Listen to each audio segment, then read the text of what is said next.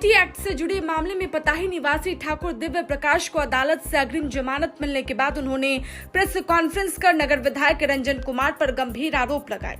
उन्होंने दावा किया कि उनके खिलाफ दर्ज मामला पूरी तरह झूठा है और यह लोकतंत्र की आवाज दबाने का प्रयास है।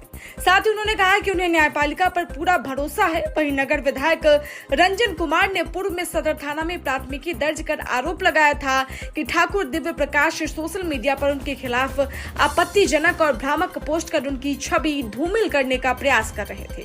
इसी मामले में जिला एवं अपर सत्र न्यायाधीश 11 की अदालत ने दिव्य प्रकाश को अग्रिम जमानत प्रदान की है। यह खबर प्रेस कॉन्फ्रेंस में ठाकुर दिव्य प्रकाश द्वारा किए गए दावों पर आधारित है।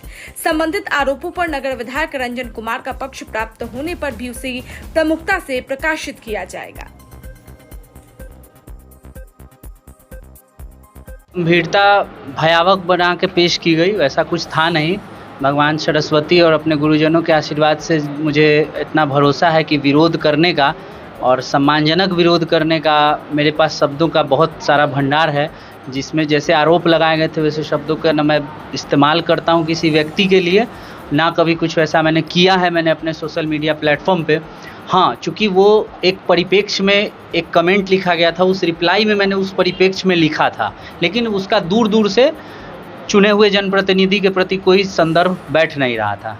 जैसा उन्होंने आरोप लगाया हुआ है कि चुनाव के दौरान भी मेरा विरोध किया था, तो वैचारिक भिन्नता होने की वजह से या विरोध होने की वजह से चुनाव में विरोध तो आम चीज़ है, सबका विरोध होता है, तो वो विरोध मैंने किया था, उसमें कहीं भी पर्सनल नहीं हुआ था। चुनाव पूर्व भी उन्होंने आरोप लगाया कि चुनाव पूर्व भी हम लगातार पोस्ट करता रहता था, तो जी पर्सनल टिप्पणी की बात आ रही, जिसमें पर्सनल टिप्पणी कुछ नहीं था।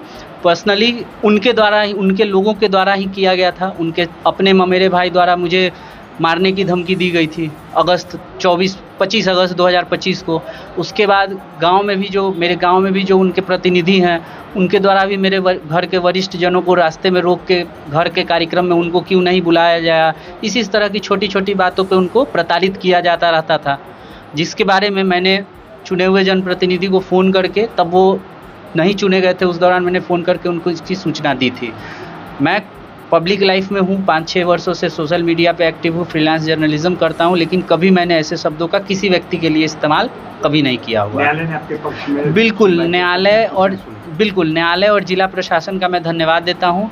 न्याय की अंततः मुझे जीत मिलेगी, न्यायपालिका पे मुझे पूरा भरोसा है। जिला प्रशासन और न्यायालय का सम्मान करते हुए ही 9 मई को एक शाम वो बैठ के जब वो मेरे ऊपर अनर्गल आरोप लगाएं, तो मैंने जिला प्रशासन और न्यायालय का ही सम्मान किया कि अब तक मैंने कहीं पे ना अपने सोशल मीडिया प्लेटफॉर्म पे अपना पक्ष रखा था, न मीडिया के माध्यम से अपना पक्ष रखा था। ये पक्ष मैं आज रख रहा हूँ। जब न्यायालय ने मुझे दोषमुक्त करने की ओर एक कदम बढ़ा दिया है, तो मुझे लगा कि इस पे करना चाहिए, तो मैं ये क्या लग रहा है? बिल्कुल निराधार आरोप है। चूँकि उन्होंने बेला इलाके में एक मारपीट की घटना की थी, उस घटना से लौटने के दौरान मुझे ये सूचना मिली कि मुझ पे भी कानूनी कार्रवाई के लिए उन्होंने आवेदन अपने लेटर पैड से दे दिया है।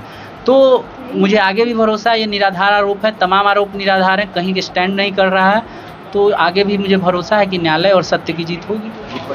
जी, ठाकुर दिव्य प्रकाश नाम हुआ। थाना जाना और उसके बाद बात करना प्रभारी से, क्या कहता है आपको बताना, ठीक है?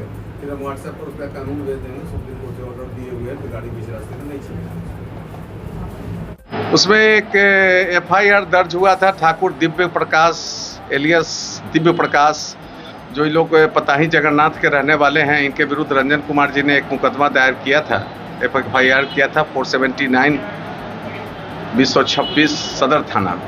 इनके विरुद्ध आरोप लगाया गया था। FIR के दौरान FIR को अवलोकन से यही पता चलता है कि इन पर आपत्तिजनक भाषा, आपत्तिजनक आरोप लगाने का इन पर आरोप किया गया। जो सोशल मीडिया पर इन्होंने कुछ लिखा था, जिस संबंध में 2238/26 एक ABP माननीय डिस्ट्रिक्ट एवं सेशन जज के यहाँ हम लोग फाइल किए थे। उसमें डायरी कॉल फॉर किया गया था। निरंतर बहुत समयों से 5-7 डेट बीतने के बाद भी डायरी नहीं आया। कोर्ट का इंस्ट्रक्शन हुआ कि इसमें IO को बुलाकर कहा जाए कि आखिर डायरी क्यों नहीं आ रहा है।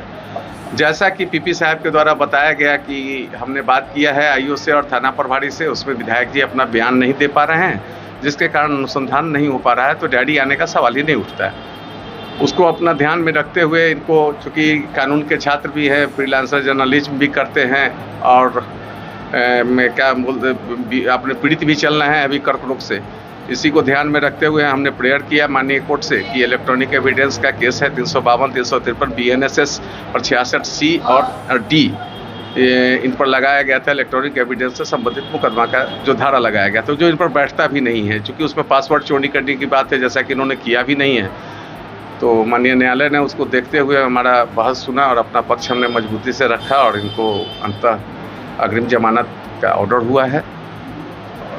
हम उनको बधाई देते हैं कि अब आज से ही मुक्त है इस मामले में। आगे जब कॉग्निजेंस लेंगे, पुलिस वाले अपना जांच आरोप पत्र समर्पित करेंगे, फिर अपना ट्रायल फेस करेंगे। मेरा नाम कुंदन कुमार, अधिवक्ता सिविल कोर्ट मुजफ्फरपुर।